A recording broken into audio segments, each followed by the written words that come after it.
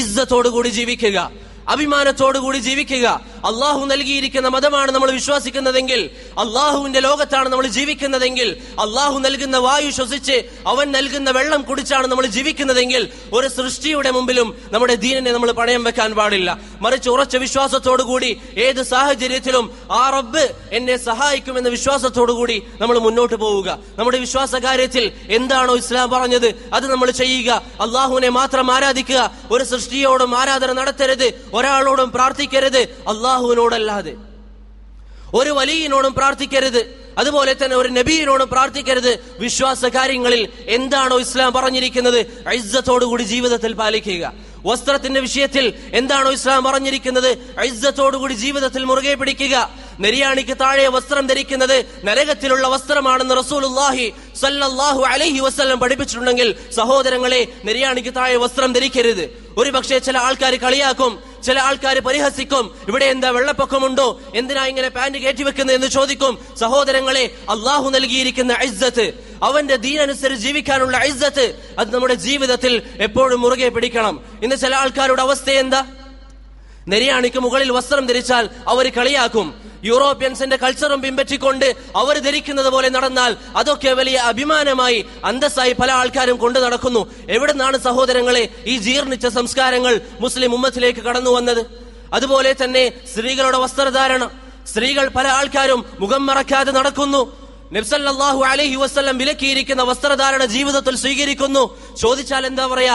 ആൾക്കാർ പരിഹസിക്കും, ആൾക്കാർ കളിയാക്കും. സഹോദരങ്ങളെ, ഇങ്ങനെയുള്ള സ്ത്രീകൾ നരകത്തിലേക്കല്ലേ പോകുന്നത്? നബി സല്ലല്ലാഹു അലൈഹി വസല്ലം പഠിപ്പിച്ചെന്ന ദീൻ അത് ജീവിതത്തിൽ ഒഴിവാക്കിക്കൊണ്ട് ഏതെങ്കിലും വ്യക്തികൾ പറഞ്ഞിരിക്കുന്ന സംസ്കാരങ്ങൾ പേറിക്കൊണ്ട് ഇതാണ് നല്ലത് എന്ന് കരുതാൻ മാത്രം ഈ ഉമ്മത്തിന്റെ അഖീദ, ഈ ഉമ്മത്തിന്റെ വിശ്വാസം എപ്പോഴാണ് ഇത്രയും അധികം മോശപ്പെട്ടു പോയത്? അതുകൊണ്ട് സഹോദരങ്ങളെ, നമ്മുടെ ജീവിതത്തിൽ എപ്പോഴും ഇസ്സത്തോടുകൂടി ജീവിക്കുക, വിശ്വാസത്തിൽ ഇസ്സത്തോടുകൂടി ജീവിക്കുക, വസ്ത്രധാരണത്തിൽ അള്ളാഹുവിന്റെ റസൂൽ പഠിപ്പിച്ചതുപോലെ ജീവിക്കുക. സ്ത്രീകളും അവരുടെ വസ്ത്രത്തിന്റെ വിഷയത്തിൽ നബി സല്ലല്ലാഹു അലൈഹി വസല്ലം പഠിപ്പിച്ചതുപോലെ ജീവിക്കുക. ഇന്ന് ചില സ്ത്രീകളൊക്കെ വസ്ത്രം ധരിക്കുന്നത് കാണുമ്പോൾ അവരുടെ ദീനില്ലായ്മയെ സംബന്ധിച്ചല്ല, മറിച്ച് അവരുടെ വീട്ടിലുള്ള പുരുഷന്മാരുടെ അവസ്ഥയെ സംബന്ധിച്ചാണ് ഓർമ്മ വരിക. സഹോദരങ്ങളെ, എങ്ങനെയാണ് ഒരു സ്ത്രീയെ നബി സല്ലല്ലാഹു അലൈഹി വസല്ലം പഠിപ്പിച്ചതെന്ന വസ്ത്രം ഒഴിവാക്കിക്കൊണ്ട് ഈ ദുനിയാവിൽ ഏതെങ്കിലും വ്യക്തികൾ സ്ത്രീയുടെ ശരീരം മോഹിച്ചുകൊണ്ട് പഠിപ്പിക്കുന്ന വസ്ത്രം ധരിപ്പിച്ച് നടത്താൻ നമുക്ക് മനസ്സിന് തോന്നുന്നത്? അതുകൊണ്ട് സഹോദരങ്ങളെ, എല്ലാ വിഷയത്തിലും നബി സല്ലല്ലാഹു അലൈഹി വസല്ലം പ്രവാചകനെ പിൻപറ്റുക, അള്ളാഹുവിന്റെ ദീനിലാണ് ഇസ്സത്ത് എന്ന് മനസ്സിലാക്കുക. ഉമർ റളിയല്ലാഹു അൻഹു പറഞ്ഞതുപോലെ, അള്ളാഹുവിന്റെ ദീനല്ലാത്ത ഒരു മാർഗത്തിൽ ഇസ്സത്ത് നമ്മൾ തേടിയാൽ അള്ളാഹു നമ്മളെ നിന്ദിച്ചു കളയും. അതുകൊണ്ട് വിശ്വാസത്തിൽ, വസ്ത്രധാരണത്തിൽ, നമ്മുടെ പെരുമാറ്റത്തിൽ, നമ്മുടെ ജീവിതത്തിന്റെ എല്ലാ മേഖലയിലും സഹോദരങ്ങളെ നബി സല്ലല്ലാഹു അലൈഹി വസല്ലമയുടെ മാർഗം മുറുകെ പിടിക്കുക. അതാണ് ഇസ്സത്ത് എന്ന് മനസ്സിലാക്കിക്കൊണ്ട് നമ്മുടെ ജീവിതത്തെ മുന്നോട്ടേക്ക് നയിക്കുക. റസൂലുള്ളാഹി സ്വല്ലല്ലാഹു അലൈഹി വസല്ലം പറഞ്ഞു, മനിൽ തമസ റിളാ അല്ലാഹി ബിസഖത്തിൻ നാസ് കഫാഹു അല്ലാഹു മുഅനതൻ നാസ്. ആരെങ്കിലും അല്ലാഹു സുബ്ഹാനഹു വ തആലയുടെ തൃപ്തിയാണ് ആഗ്രഹിക്കുന്നതെങ്കിൽ, ജനങ്ങൾ കോപിച്ചാലും ആൾക്കാർ പരിഹസിച്ചാലും ആൾക്കാർ വഴക്ക് പറഞ്ഞാലും അതൊന്നും എനിക്ക് വിഷയമല്ല.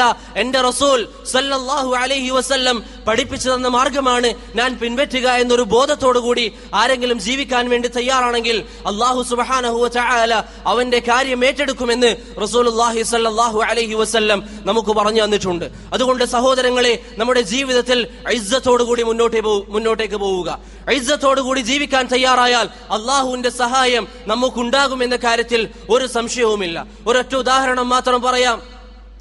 മഹാനായ അബൂബക്കർ സിദ്ദീഖ് റളിയല്ലാഹു അൻഹുവിന്റെ കാലഘട്ടം, റോമ സാമ്രാജ്യം വലിയൊരു സൈന്യത്തെ തയ്യാറാക്കിക്കൊണ്ട് അബൂബക്കർ റളിയല്ലാഹു അൻഹുവിന് കത്തെഴുതിക്കൊണ്ട് പറഞ്ഞു, നിങ്ങൾ ഇസ്ലാമിന്റെ ആശയം ഒഴിവാക്കിയിട്ടില്ല എങ്കിൽ നിങ്ങളെ എല്ലാവരെയും നമ്മൾ ഉന്മൂലനം ചെയ്യും. മുസ്ലിം സമൂഹത്തെ ഭയപ്പെടുത്താൻ മാത്രമുള്ള ഒരു കത്തെഴുതിക്കൊണ്ട് റോമൻ സാമ്രാജ്യം അബൂബക്കർ റളിയല്ലാഹു അൻഹുവിലേക്ക് ഒരു കത്തെഴുതി. അബൂബക്കർ സിദ്ദീഖ് റളിയല്ലാഹു അൻഹു ആ കത്തിന് മറുപടിയായിക്കൊണ്ട് ഇങ്ങനെയാണ് എഴുതിയത്, നിങ്ങൾ വിരട്ടിയിരിക്കുന്നത് മുസ്ലിമീങ്ങളെയാണ്. അള്ളാഹുവിനെ മാത്രം ആരാധിക്കുന്ന, പ്രവാചകന്റെ റിസാലത്തിൽ വിശ്വസിക്കുന്ന മുസ്ലിമീങ്ങളെയാണ് നിങ്ങൾ വിലക്കിയത്. അതുകൊണ്ട് നിങ്ങൾക്കെതിരുള്ള മറുപടി അള്ളാഹുവിന്റെ വാൾ എന്ന് വിശേഷിപ്പിച്ച ഖാലിദ് ബിനുൽ വലീദിനെ അയച്ചുകൊണ്ട് ഞാൻ നൽകുമെന്ന് പറഞ്ഞുകൊണ്ട് ഖാലിദ് ബിനുൽ വലീദ് റളിയല്ലാഹു അൻഹുവിനെ അയച്ചു. യൂഫ്രട്ടീസ് നദീ തീരത്ത് വെച്ചു റോമക്കാരെ ഖാലിദ് ബിൻ വലീദ് റളിയല്ലാഹു അൻഹുവിന്റെ നേതൃത്വത്തിൽ കാഫിര്യങ്ങളെ പരാജയപ്പെടുത്തി. സഹോദരങ്ങളെ, ഇതൊക്കെ നമുക്ക് പഠിപ്പിച്ചു തരുന്ന ആശയങ്ങൾ എന്താണ്? മുസ്ലിം സമൂഹത്തെ സംബന്ധിച്ചിടത്തോളം, മുസ്ലിമീങ്ങളെ സംബന്ധിച്ചിടത്തോളം അള്ളാഹുവിന്റെ ദീൻ അവർ ജീവിതത്തിൽ മുറുകെ പിടിക്കുമെങ്കിൽ അവരെ ഭയപ്പെടുത്താൻ, അവരെ ഇല്ലാതാക്കാൻ ഒരാൾക്കും സാധ്യമല്ല. ഉമർ ഇബ്നുൽ ഖത്താബ് റളിയല്ലാഹു അൻഹുവിന്റെ കാലഘട്ടം ഷാമിൽ ജീവിച്ചിരുന്ന മുസ്ലിമീങ്ങളെ അവിടുത്തെ ഭരണാധികാരികൾ പീഡിപ്പിച്ചു. അവരോട് പറഞ്ഞു, നിങ്ങളെ നമ്മൾ നശിപ്പിക്കും, നിങ്ങൾ വളരെ കുറഞ്ഞ ആൾക്കാർ മാത്രമേ ഉള്ളൂ, നമ്മൾ ഇത്രയും അധികം ആൾക്കാരുണ്ട് എന്ന് പറഞ്ഞു. ഉമർ ഇബ്നുൽ ഖത്താബ് റളിയല്ലാഹു അൻഹുവിന്റെ അരികിൽ വിവരം ലഭിച്ചു. ഉമർ ഇബ്നുൽ ഖത്താബ് റളിയല്ലാഹു അൻഹു ഒരു കത്തെഴുതി ഷാമിലെ മുസ്ലിമീങ്ങളിലേക്ക്. അവരോട് പറഞ്ഞു, ലാ യഹൂലന്നകും കത്റത്തുൽ ജുമൂഅ് ഫഇന്നല്ലാഹ ബരീഉം മിൻഹും. എത്ര അധികം ആൾക്കാർ വന്നാലും, എത്ര അധികം സൈന്യം വന്നാലും മുസ്ലിം ഉമ്മത്തെ നിങ്ങൾ പേടിക്കേണ്ടതില്ല, നിങ്ങളെ ഒന്നും ചെയ്യാൻ സാധ്യമല്ല. ഫഇന്നല്ലാഹ ബരീഉം മിൻഹും. ആ വിഭാഗത്തെ സംബന്ധിച്ചിടത്തോളം അവരെ സഹായിക്കാൻ അല്ലാഹുവില്ല. ദുനിയാവിന്റെ സുഖങ്ങൾ അവർക്കുണ്ട്, ദുനിയാവിന്റെ വസ്തുക്കൾ അവർക്കുണ്ട്, പക്ഷേ അവരെ സഹായിക്കാൻ അല്ലാഹു ഇല്ല. നമുക്ക് ദുനിയാവിന്റെ സുഖങ്ങളില്ല, ദുനിയാവിന്റെ ആഡംബരങ്ങളില്ല, നമ്മെ സഹായിക്കാൻ അല്ലാഹു സുബ്ഹാനഹു വ തആല ഉണ്ട് എന്ന് പറഞ്ഞു. അതിനുശേഷം ഖാലിദ് ബിൻ വലീദ് റളിയല്ലാഹു അൻഹുവിന്റെ നേതൃത്വത്തിൽ ഷാമിലേക്ക് ഒരു വലിയ സൈന്യത്തെ അയച്ചു.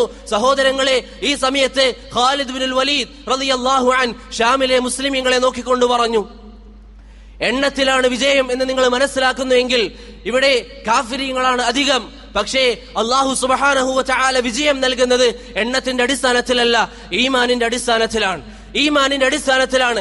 ഈ ഹദീസ് ഉദ്ധരിക്കുന്ന റാവി പറയുന്നു, അവിടെ ഒരുമിച്ച് കൂടിയിരുന്ന റോമൻ അല്ലെങ്കിൽ ഷാമിലെ ഇത്ര വലിയ സൈന്യം ഖാലിദ് ബിൻ വലീദ് റളിയല്ലാഹു അൻഹുവിന്റെ മുമ്പിൽ ഒരു കൊതുകിന്റെ ചിറകിന്റെ വില പോലും അദ്ദേഹം അവർക്ക് നൽകിയിട്ടില്ല.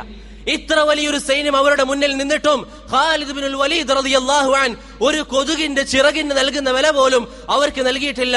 അവരെ പെട്ടെന്ന് തന്നെ ഖാലിദ് ബിൻ വലീദ് റളിയല്ലാഹു അൻഹു പരാജയപ്പെടുത്തി. സഹോദരങ്ങളെ, ഇതൊക്കെ നമുക്ക് നൽകുന്ന ആശയങ്ങൾ എന്താണ്?